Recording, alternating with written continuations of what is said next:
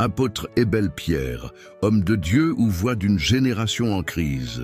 Entre appel divin, combat spirituel et mission prophétique en Haïti. Récit d'une foi en marche dans les réalités d'Haïti. Entre authenticité divine et réponse aux crises humaines. Une foi qui traverse les épreuves et transforme une nation. Entre vocation, combat et témoignage dans le contexte haïtien. Si ça c'est qu'il dit moi m'bagé.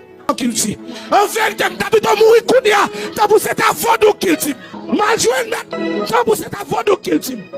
Madame, on doit délivrer de la culture.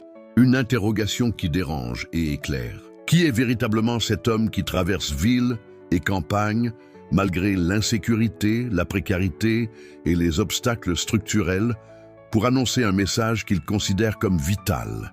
Est-il simplement un prédicateur parmi d'autres?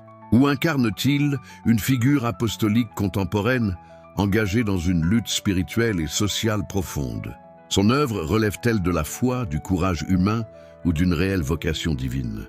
Et surtout, que signifie annoncer l'Évangile aujourd'hui dans un pays comme Haïti? Après ces interrogations nécessaires pour tenter de saisir la profondeur de sa mission, la valeur de son engagement, la cohérence de sa philosophie, la force de sa détermination, l'intensité de son combat ainsi que la richesse de ses expériences humaines. Ces fondements ne sont pas de simples catégories d'analyse, mais des axes structurants inspirés à la fois de la rigueur intellectuelle, de la tradition évangélique et de la complexité du réel haïtien.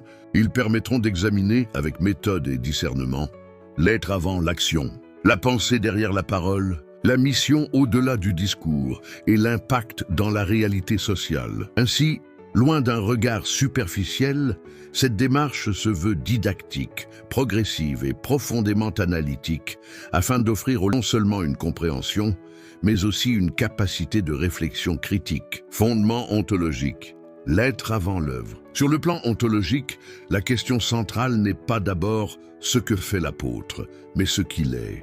Avant d'être prédicateur, missionnaire ou figure publique, Ebel Pierre apparaît comme un être en relation. Relation à Dieu, relation à lui-même, relation au monde. Son identité semble structurée par une conviction intérieure profonde. Être appelé. Ainsi, son existence s'inscrit dans une dynamique fondamentale. L'appel ne découle pas de l'homme, il le précède et le transforme. Dans cette perspective, la mission devient la manifestation visible d'une réalité invisible, l'être intérieur façonné par la vocation. Dimension philosophique, entre foi, raison et engagement. Le parcours d'Ebel Pierre ouvre un espace de réflexion philosophique intense. Il se situe à la croisée de tensions fondamentales. Croire dans un monde qui doute, espérer dans un environnement marqué par la crise, agir dans un contexte qui limite. Son engagement peut être interprété comme une philosophie vécue, où la vérité n'est pas simplement pensée, elle est incarnée, la parole devient acte, la foi devient résistance face à l'absurde. Ainsi, il ne propose pas seulement un message religieux, mais une manière d'habiter le monde, où la foi devient une réponse existentielle aux fractures du réel. Lecture biblique et évangélique, une dynamique proche du modèle christique. En suivant le schéma des évangiles, son parcours peut être structuré de manière quasi narrative. L'appel. Un moment fondateur, invisible mais déterminant, où la vocation prend racine. La mission itinérante. Un déplacement constant vers les autres, malgré les contraintes, traduisant une foi en mouvement. L'enseignement. Une parole marquée par la dénonciation du mal, l'appel à la transformation. L'exigence de vérité. Toute mission authentique rencontre des résistances. Spirituelles, sociales, culturelles, l'impact. Une influence qui dépasse l'individu pour toucher les consciences collectives. Ce schéma révèle une continuité profonde. Annoncer, enseigner, confronter, transformer. Dimension missionnaire. Une foi en mouvement malgré l'adversité. Dans un contexte comme celui d'Haïti, la mission ne peut être théorique. Elle devient un acte de courage. Déplacement dans des zones difficiles, exposition à l'insécurité, persévérance face aux obstacles. Son engagement missionnaire traduit une conviction forte. L'Évangile doit aller vers les hommes, même lorsque tout semble s'y opposer. Cette mobilité n'est pas seulement géographique, elle est aussi spirituelle, une volonté de rejoindre l'humain dans sa réalité la plus concrète. Apôtre et Belle Pierre est-il une réponse à une crise collective? Haïti est marqué par des tensions profondes, instabilité sociale, fragilité économique, quête de sens. Dans ce contexte, l'action des Belle Pierre peut être perçue comme une tentative de reconstruction morale, une réponse à une crise identitaire, un appel à la transformation collective. Sa dénonciation du mal agit comme un discours de rupture visant à éveiller les consciences. Relations humaines et dynamique de collaboration. Aucun ministère ne se construit dans l'isolement. Son parcours met en lumière des interactions multiples, des collaborations implicites ou explicites, une influence relationnelle réelle. Cela révèle une tension essentielle. Comment rester fidèle à un message tout en interagissant avec la diversité humaine? Cette dimension relationnelle témoigne d'un leadership spirituel incarné, ancré dans le réel. Caractère et traits distinctifs.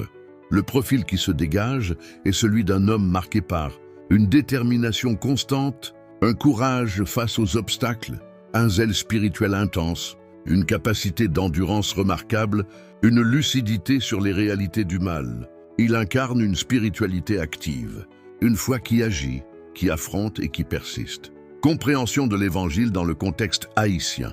Dans un environnement marqué par la souffrance, l'Évangile ne peut rester abstrait. Il devient un message de vie, une parole de résistance, une dynamique de transformation, et Belle Pierre semble porter une vision où l'Évangile est une force concrète, capable d'agir dans l'histoire humaine. Homme de Dieu ou expression du contexte, face à un tel parcours, une interrogation majeure subsiste. Apôtre et Belle Pierre, est-il un homme choisi, porteur d'une mission divine authentique, ou une figure façonnée par les besoins d'une société en crise, ou les deux à la fois? Car souvent, dans l'histoire spirituelle, le divin et le contexte humain s'entrelacent pour produire des figures singulières, une foi qui interpelle et qui dérange. Le parcours de l'apôtre et Belle Pierre dépasse le simple cadre religieux. Il devient une interpellation, un défi, une invitation à réfléchir. Il oblige à revisiter notre conception de la foi, notre rapport à l'engagement, notre compréhension de la mission. Une interrogation tournée dans un monde où la parole religieuse est parfois banalisée, contestée ou instrumentalisée. Et comment discerner l'authenticité d'une mission spirituelle? L'intensité de l'engagement est-elle un signe de vérité ou une construction humaine? Et si, au-delà de cet homme, la véritable question était « Que faisons-nous nous-mêmes face à l'appel à la transformation ?» Vision en action. Donner matière à penser.